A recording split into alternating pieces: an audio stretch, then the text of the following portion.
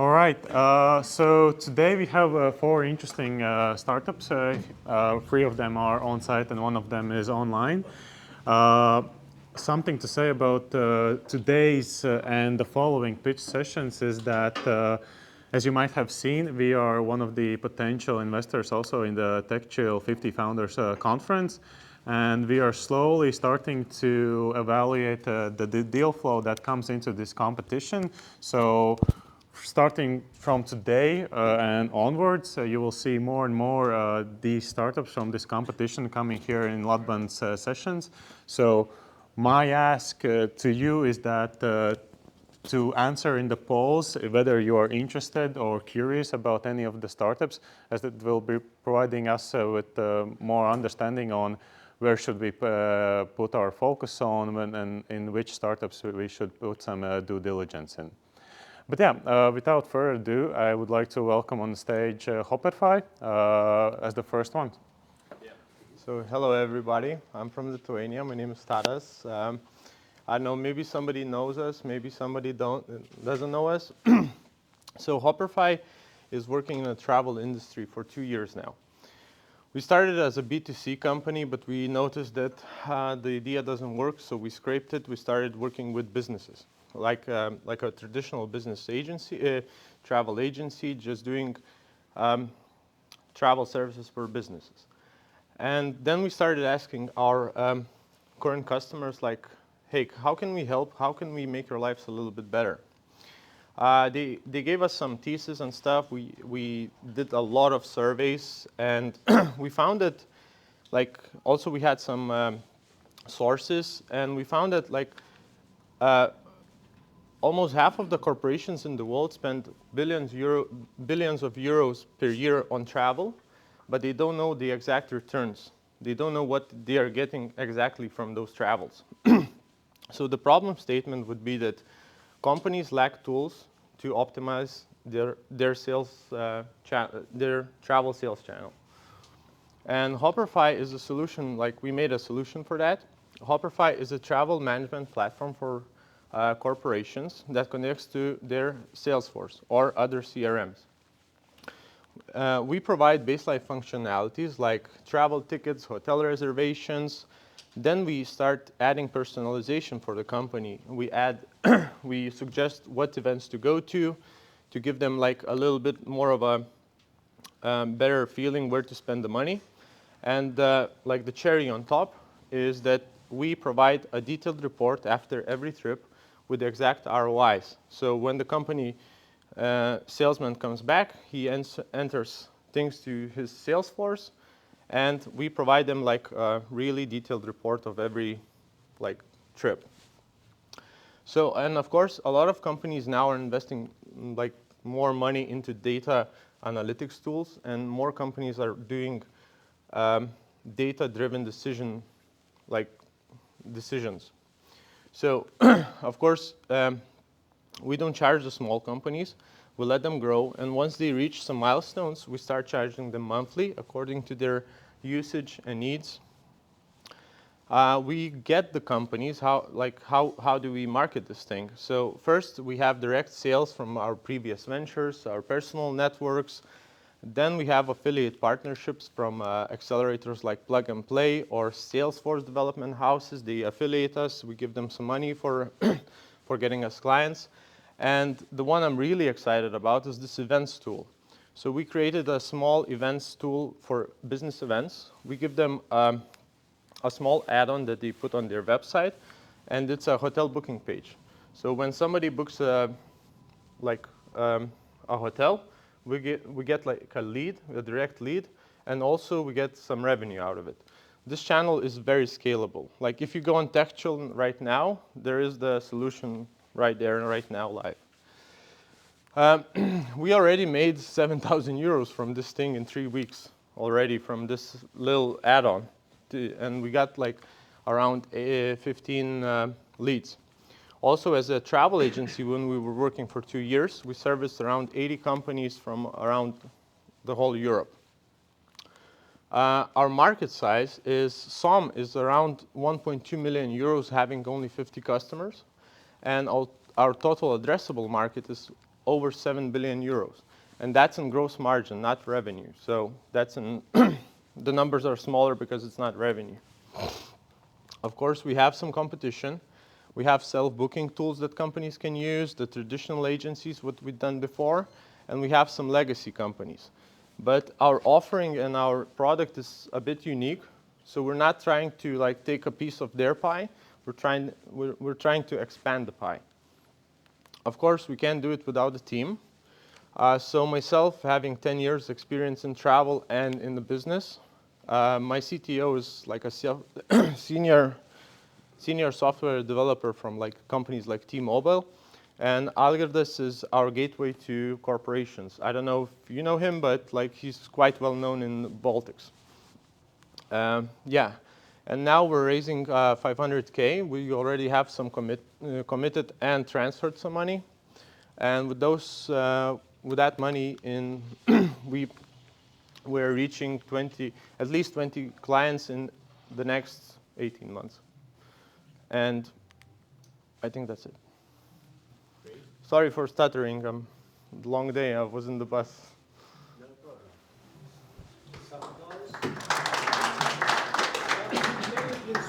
Please switch back to the previous slide, right?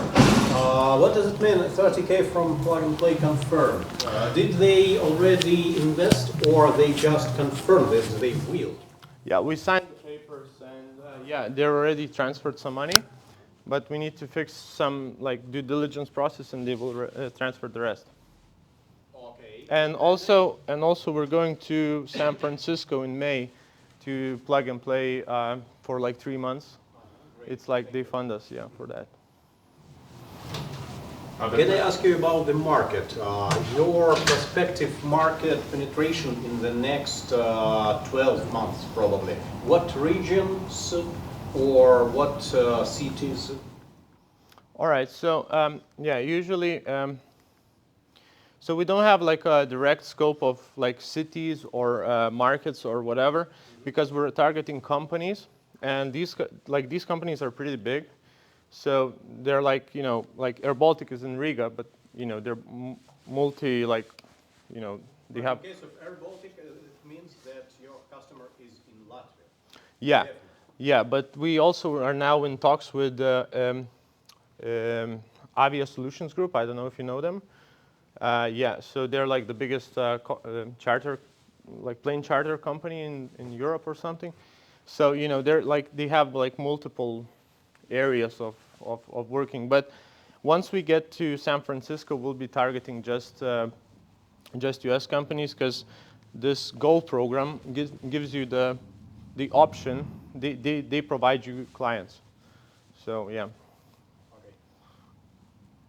So it's more of a, we target companies, not in specific regions. It's just like. The subsequence of this question was, and this will not only be Lithuania or Baltics. Oh no. It's already not Lithuania and Baltics. So yeah. Other questions from the audience? Just a reminder, we're raising 500K. All right, thank you guys. Yeah, thank you. Microphone? Quickly, microphone. Oh shit. Next up, I would like to welcome Roadbird to the stage. Hello everyone, my name is Aivars Renis. I'm founder and CEO of Roadbird. So we are based in Stockholm, Sweden. The company has been operating since 2021, and we launched our fintech platform 16 months ago. So it has been running for 16 months, and it has processed over 1 million euros in revenue. And what we are doing is payroll processing for rideshare drivers and rideshare operators. So our system is able to process payroll transactions, operational transactions, which is reimbursements, and also offers credit to the drivers. So the current problem is that there is no integrated payroll solutions to process payroll within rideshare space at all. All of the engagements are made through where the platforms engage with independent contractors, and the independent contractors hire drivers to operate to work for these platforms, but they don't have integrated tools to process these transactions, and that is our main advantage, where we are the very first company which actually has system like that. So we have a SaaS platform for fleet operators, and then we have a driver app where the drivers can access all of their recent pay slips. They can see their earnings. They can make reimbursement requests, and they can also directly withdraw funds from the platform to their private bank accounts. And now we are working on launching this Drive to Own program. So we have a secured commitment from major bank in Sweden, which will finance that to roll out that with 300 cars under management, and that will also we are also launching new. Well, this driver car access app has been running already for a month, but it will be scaled with this Drive to Own program, and basically we are going to enable vehicle access through employment, which is typically you have the model where the drivers are like renting the cars from providers or through rental relationships, but in our case we'll manage that through employment relationship, and yeah, so the platform is able the drivers are able to see where the cars are, unlock and lock the cars. For the older models, we have this keybox code, and then they are able to book the shifts, which will be operating under the shared fleet, and then we have our own issues and tasks and order system where the drivers are able to submit issues about the cars, and then we book the workshop orders, and then they are able to see also co-workers, and there are other features which we are adding to that new driver dashboard. So our business model is that we are taking 7% fee from total sales, and our plan is also to launch a product which we are calling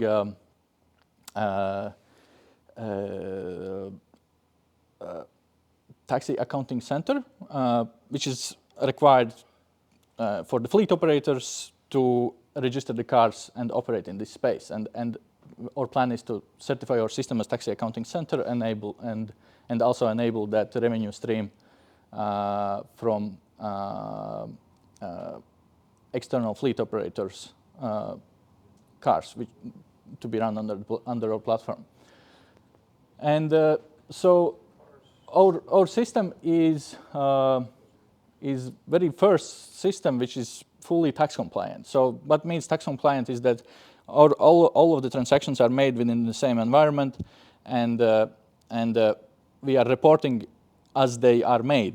There is no room for under-reporting or over-reporting or misinterpretation. Everything is within the same environment, and we have integration with well, right now is with Swedish Tax Authority, and where we are able to automatically submit all of these payroll-related transactions. And then we have also incentives for the drivers, where we are incentivizing the drivers which are best performing and making most revenue, and also following the guidance which we are all of our recommendations about efficiency. And then, there is also a lot of productivity tools which we have behind, which are helping the drivers to operate more efficiently, and also supporting all of the operational tasks and day-to-day operations. So right now we are adding 2 more team members to our team. So we are looking to hire COO and CTO as we are rolling out the Drive to Own platform. So if anyone wants to join or find someone who is willing to join, that is a great opportunity. Our estimates are that the platform could be broadly rolled out in most of the European countries where this problem which we are solving exists, and that problem is present as of our knowledge in most of European countries has this problem where there is problems integrating immigrants and immigrant workforce,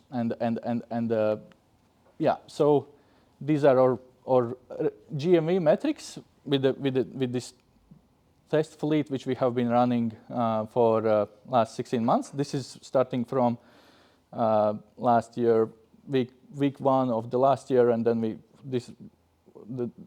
we have increased the revenue. This is where we started running the platform, and then now we are aiming for another growth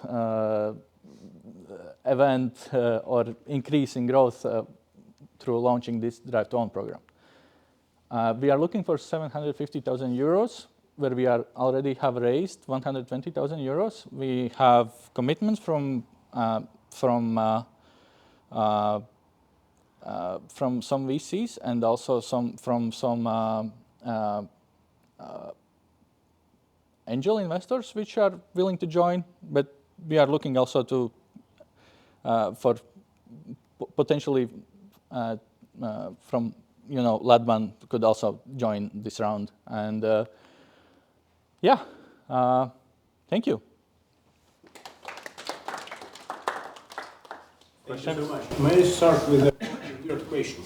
I don't want to challenge you. Please don't get me wrong. Sure. Could it possible that you are raising more money for general and administration rather than working capital? How is it possible? It's because we have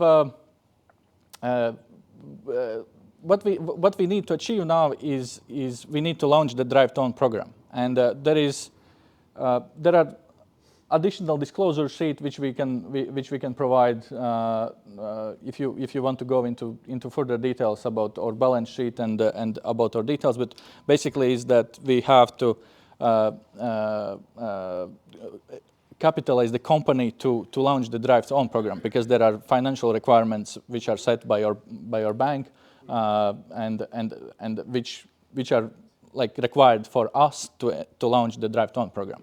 And when you look at the line items, they are listed, but there is more details available through due diligence process. Please correct me if I'm wrong, but if you summarize all the numbers on the pie chart, it won't be 750. It will be much less. No, it will be.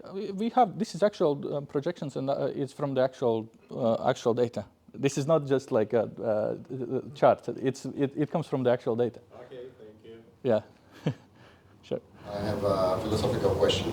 Since you're focused on the payrolls, and Tesla announced their cars without drivers, and also Waymo is operating for already a couple of years already. So I think another 3 to 5 years we're still going to have drivers in the taxi, but after that, no.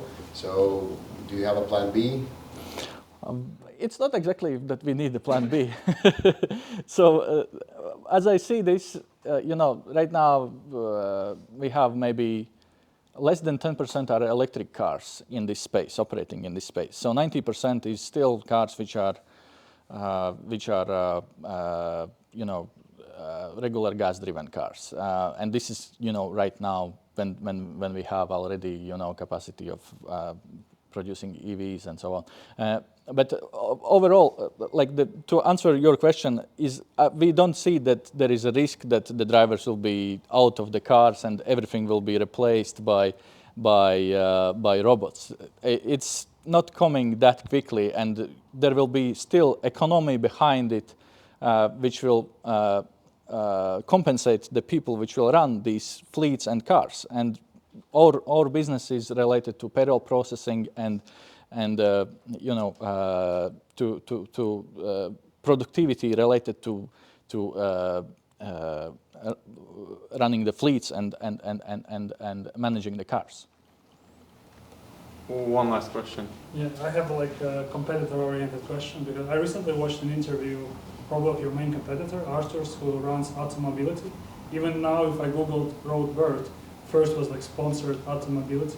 So I guess my question would be, how you plan to compete with them, or if you even consider them as your competition? Which one? Which one is it? Is it? It's not that. So Automobility is like a solution which probably you can build your own like basically SaaS, where like let's say I have a fleet.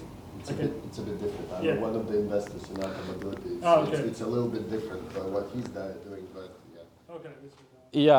Yeah. So, well, our business and our most strength is in the fintech platform, in the ability to process the transactions and payroll. It's not, although we are calling it like fleet management solution, it's more like about ability to process payroll and payroll related transactions and fleet related and run the fleets. Yeah. Thank you very much. Yep. Thank you. Hey everyone, my name is Nikita Rybakov. I am national champion in 7 racket sports and I'm founder and CEO of Tornated. We're all-in-one white label as a service solution.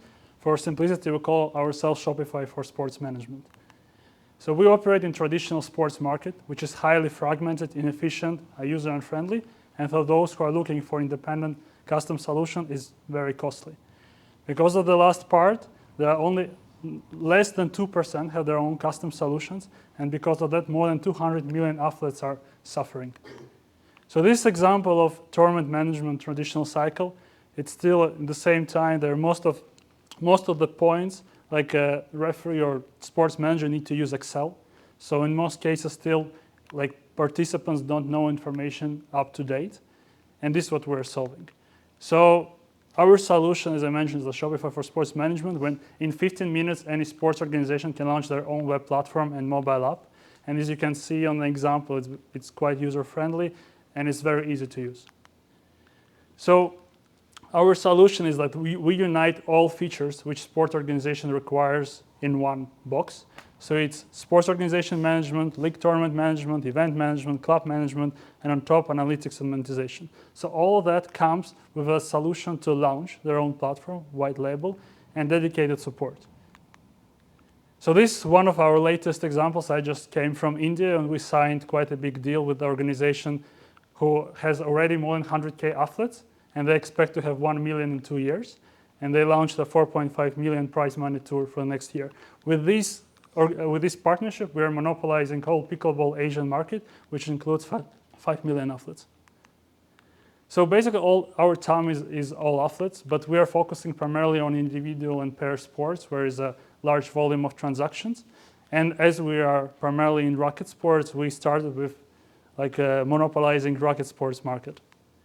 So we work in top-down approach. So we're signing sports ministry and national federation, and then becoming official solutions in the whole country.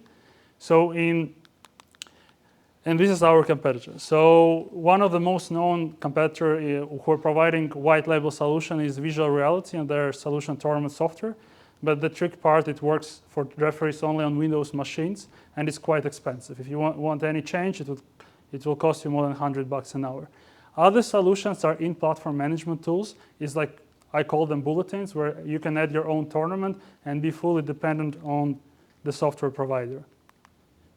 So, as I mentioned, we work on a top-down approach, but still our main business model is around transactions. So we call our customer a federation, a sports organization, but our users are athletes.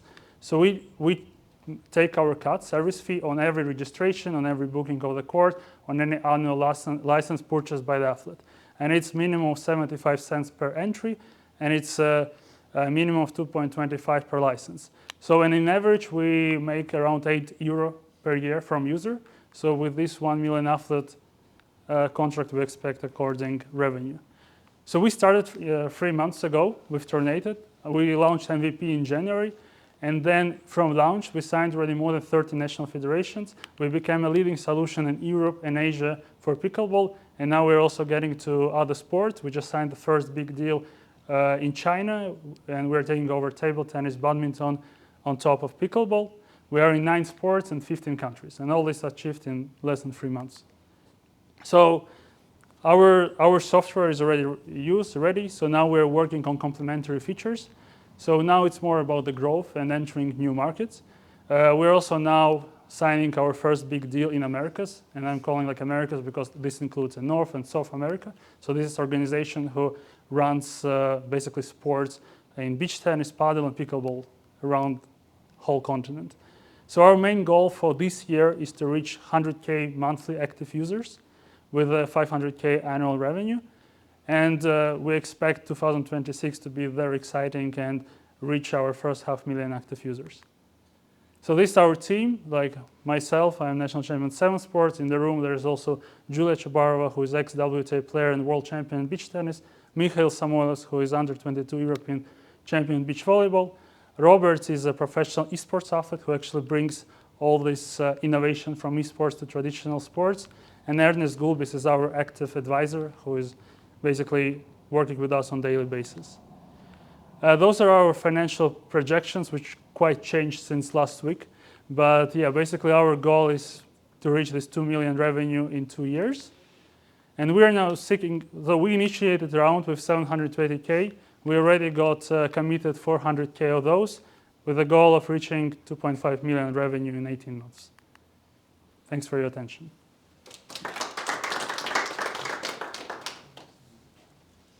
I will give you the microphone, you're far away. Usually my voice is loud enough without a mic, even if it's sitting next to it. But hey, thanks for a good pitch. Maybe one thing I always hate when traction is shown by the users or sports, or first one that I see amount of different sports covered. But this 3,500 tournaments that you had, how much that translates in revenue? So basically right now we are running this like test and trial environment. So we are signing most of the deals for 2025.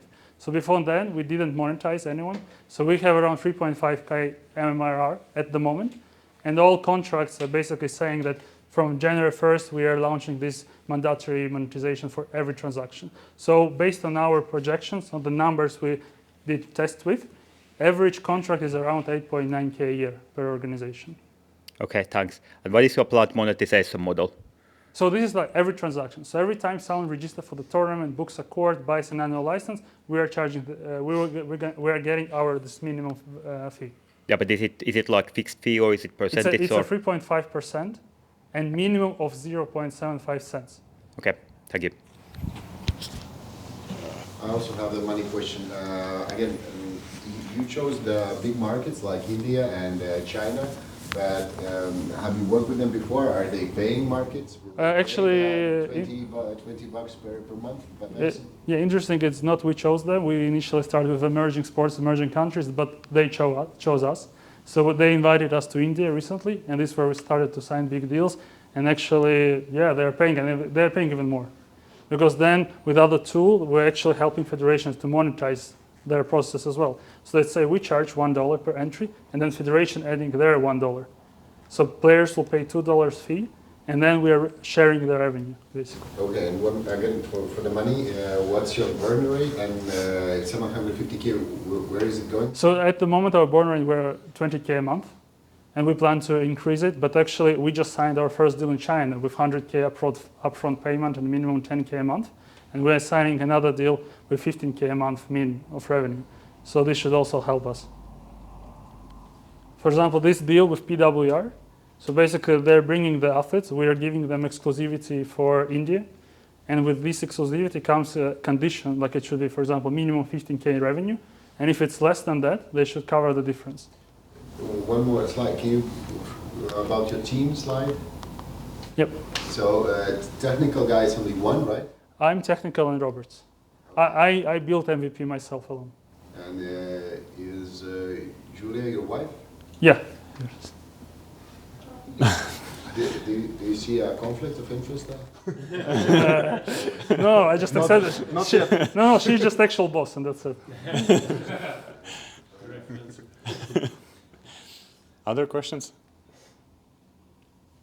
If no, then thank you very much. Last but not least, we have one more startup online, so just a few seconds while we switch. Okay, perfect. Thank you very much for allowing me to pitch online. Hello from Barcelona. And my name is Evgeny. I'm co-founder of Green Growth. And in Green Growth, we help farmers to be smart, to use smart machinery, to grow more and be more sustainable. The problem is, when you grow, you need to fertilize the soil. So we put different kinds of fertilizer in the soil, and then based on that, you get yields. And farmers operate on the huge farms, and they put the same rate of fertilizer everywhere on the farm, usually. And the problem is that in some areas of the farms, yields are high, and in some areas on the farm, yields are low. And the point is you need to optimize the fertilization. And this over-fertilization causes the decrease of yields, the climate change, and so on and so forth, and of course, financial issues for the farmers as well. And to solve this issue, there is a science or practice, it's called precision agriculture, where you treat your farm not as a whole, but as a lot of pixels with different profitability and different performance. For example, you can take soil samples, you can take satellite imagery, you can optimize your farm based on the weather. Somewhere you have more rain, somewhere you have less rain. But eventually, in the end of all these practices, you need to understand the result of your experience, of your experiments. You need to have Google metrics for your farm. And it's called yield monitoring. It's when you harvest on your machine, and your machine tells you exact kilograms from every single meter of your farm. And this technology grows more and more, but the problem is you can either get the sensors from buying new machine, which costs €500,000, maybe up to €1 million, and you need to equip the whole park of your machines with this new fancy machinery, or you need to buy some aftermarket solutions. And when you buy some aftermarket solutions, you can find that software is really complicated, and farmer doesn't usually have time to figure out the software, so they just skip it. So we decided to come to market and to bring our solution for these farmers. So we supply tractors and combines with different kinds of sensors. We can read data from new machine, getting data from the sensors installed from the factory, or we can retrofit the machine. And when the machine is driving on the farm, we can show you real-time kilograms distribution across the field, which is called yield map. We have software for mobile phone. It's called Driver App, so the driver can see what's going on in the real time. And we have web application where you can go and optimize the field, and you see the results. You can create description maps. So it works like this. First, you buy green growth sensors. We sell it with 80–90% margin, so we get money from that. And then we start to play around with the data. So this is the real client we have in Spain. So he installed the sensors, he harvested, and based on the data he got from the farm, you can see that in some area you have high yields, in some area you have low yields. Then he created so-called prescription map based on our data, and he put different rates of chemicals in different areas of the field. And he did some other experiments. And then on the next year, he harvested again, and you can see how the distribution of high yields is better right now. So you can actually measure how much profits you get from year to year. We usually compete with, as I mentioned, new machinery. So big combines like John Deere, Case New Holland, Class, it's German, European, and American brands. But we are less expensive, and we have more features, and we have super cool user interface. So farmers prefer to use us. We use connectivity, so people don't need to push buttons inside the cabin. Data flows automatically into our application, so it's automatic for farmers. And it's proven by our clients. We have clients around the world, from Americas to Asia. Small farmers, big agri holdings, old guys, young guys, doesn't matter. Everyone can find something they can use from our platform. So The business model is that we sell our sensors for the price from 2,500 to 7,000 euros. Depends on the machine, depends on the sensor. Please remember we have 90% margin on the sensors, and we charge yearly subscription to be able to use our software and our software support. We sell through resellers, so we don't sell directly. We have companies across the world. We have companies in Spain, Argentina, Uruguay, different countries in Europe. So they sell to farmers and they buy in bulk from us. So we sell the subscription and then they sell with discount. Recently we got huge traction in Scandinavia. We have a big partner in Denmark and they are selling in Scandinavia, and the next year they will be selling through some dealers worldwide. And recently we entered Indian market with zero digitalization of the combines, and this market is huge, and we entered there with OEM, machine manufacturer partner, and we hope to leverage this deal to make it super big. So basically, we are growing towards the inflection point. People around the world are starting to recognize our brand, and these resellers, before we went to them, and now they came to us. For example, day after tomorrow, I'm flying to Italy because some reseller decided to install our solution on their stand, and they asked me to come over and to help them. And we're actually raising money to leverage these OEM deals. We have 4 OEM deals. Every single one can lead to 1 million euros ARR. And this partner in Denmark, we already have LOI from them that they will sell the product in the next 2 years in Scandinavia and worldwide, worth of 900,000 euros.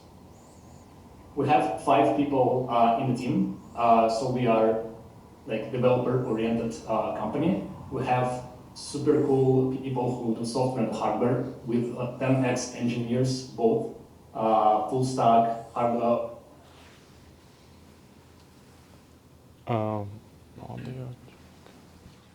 Wait. That's why we go without problems, because we issued we had problems for. And on the right, there are 2 founders, myself, operational, and my co-founder, Alfia, business person. We're raising 1 million euros to get to 1 million euros in recurring revenue next year. We're raising through convertible structure, safes, convertible notes, whatever. And actually right now we have the timeline when we raise. So happy to sell more and speak with people who are interested. Thank you so much. Round of applause. Questions from the audience, please. Actually, I have one question. Are the farmers able to install these devices themselves, or do they need like specialist help? Depends. They can install it by themselves. But usually they prefer to hire someone to come and to make it plug and play. So someone will come, someone will install. We have 2 devices. If you have new combine, it's just plug and play. So there's a diagnostic port, like in your car. You just plug it in, and that's it. Or if you have older machine, you spend 2 hours to install. But we have some customers who did it by themselves, and they're pretty happy. Okay. Not the question, but a suggestion. I really like the product that you have. I think I spoke already with your co-founder, and just a small note. Me and Kirill, we have one company in our portfolio, Lande. If you haven't spoken with Nikita from Lande, I really suggest you do, because he has a lot of farmers in Latvia, Lithuania, and Romania, and I think you can cooperate on that one, and we'll get more money, Kirill. Thank you so much, Nikita. Good point. More questions? If no more questions, then thank you very much.